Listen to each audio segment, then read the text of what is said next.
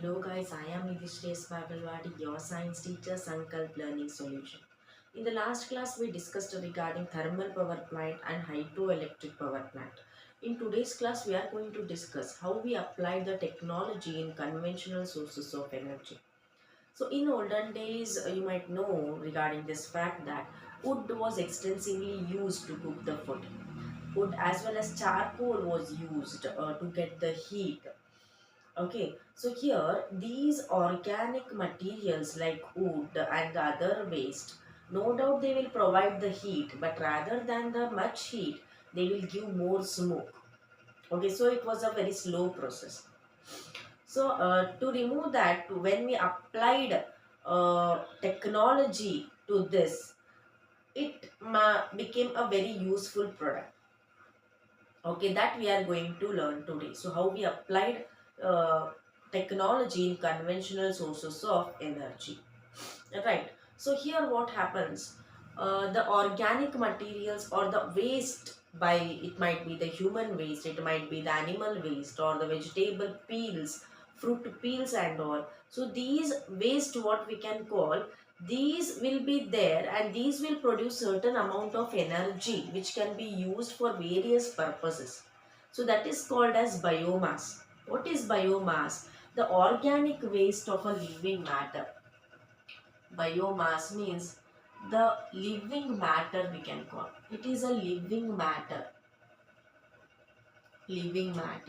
residue and waste of animals, cow dung, human excreta. So various residues and the waste are called as biomass. These usually will be having the also considered as a organic waste.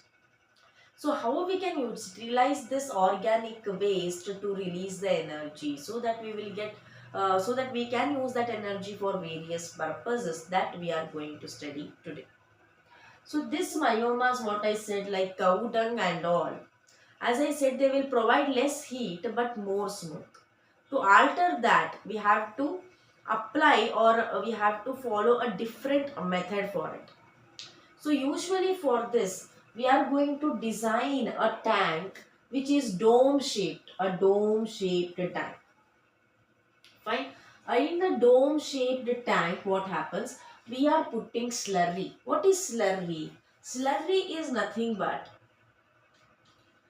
it consists of the organic waste like vegetable peels, fruit peels, then human excreta, etc. plus cow dung, vegetable, fruit. Okay, so this all will be mixed with the water. Okay, and then these all will be introduced into the tank. Fine, and then inside the tank, along with some cow dung, we will amount some amount of soil, and inside the tank it will be the foundation, what we can call, this portion of tank will be filled with certain level of soil. So all these waste will be put in this tank, and as we know it is a dome shaped, no oxygen is allowed to enter in. So what happens to these waste? To these waste undergo decomposition. Decomposition. What do you mean by decomposition? Decomposition means the complex substances, what we can call the complex organic substances, will be converted into simpler molecules or simpler substances by the action of microorganisms, which we call it them as which we call as organisms which we call as decomposers, right? So these microorganisms break down the complex substances in these organic waste into the simpler substances. Okay, that portion where this process will go on, so that part of a tank is called as digester. It digests means it converts the complex substances into the simpler substances. But remember, this step occurs in absence of oxygen. The decomposition happens in absence of oxygen by the action of microorganism. So this is called as anaerobic decomposition. Anaerobic decomposition of organic waste.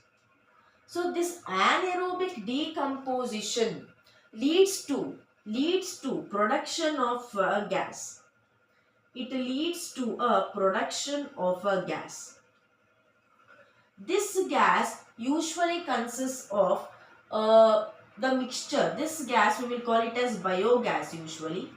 The gas which is formed due to anaerobic decomposition by the microorganism is called biogas, or in common word we call it as gobar gas.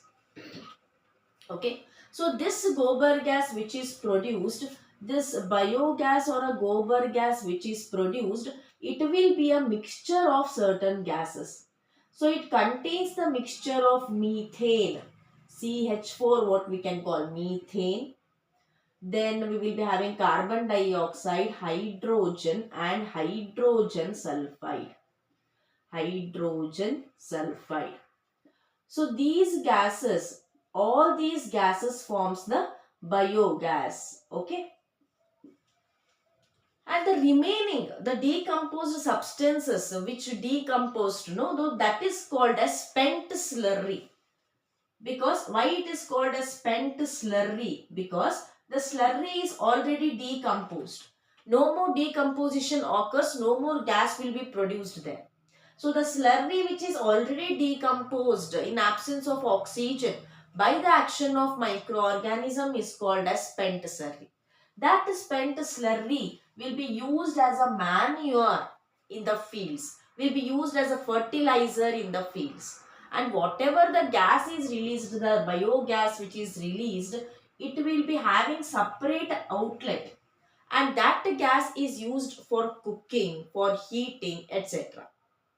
So this is called as biogas or a gobar gas plant, in which we are adapting anaerobic decomposition process so that the smoke will be less, and whatever the gas is produced, that gas will be efficiently or will be used good for the cooking. Okay.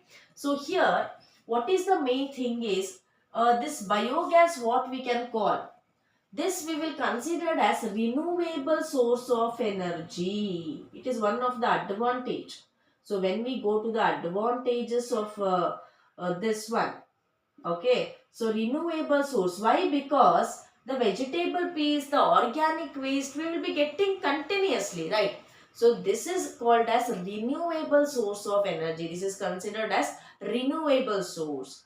And the second thing is, it is eco-friendly or environmental friendly, means it causes no smoke is released, okay, and no, we can call no residue, and no residue means no waste only. Whatever the slurry is decomposed, again it is used as the manure. So here we have no residue like ashes, smoke, etc. And it is used for various purposes like cooking, heating, etc. Right? So this is regarding and it is one more, it is very cheap, economically efficient, very cheap. So this is the main what we can say, the advantages of biogas, or we can say the biofuel. It is called as biofuel. Why it is called as biofuel? Because as the fuel is generated from the living matter, it is considered as biofuel, biogas, or the gobar gas. Okay, so here whatever the slurry will be there, no, it will be rich in nitrogen and phosphorus. Okay, so as it will be rich in nitrogen and phosphorus, and as the plant needs nitrogen and phosphorus in a larger quantity, so this slurry will be used as a manure in the fields. Next,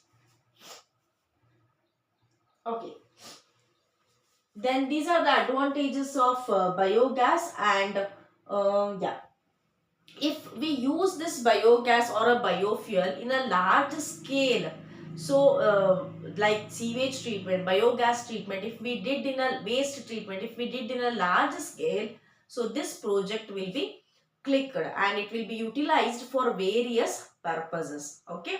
So in the next class, we are going to deal with one more conventional source of energy, which is called as wind energy. So we know that winds are nothing but it is due to the movement of a air, or a flow of air causes winds. It is due to the temperature gradient also on the earth's surface also leads to the formation of the winds. So that current of winds will be responsible for the rotation of the turbine from which we will get the electricity. So in the next session, we are going to deal in detail with the windmills as well as windmills and wind energy. Until that, take care. Have a nice day. Bye bye.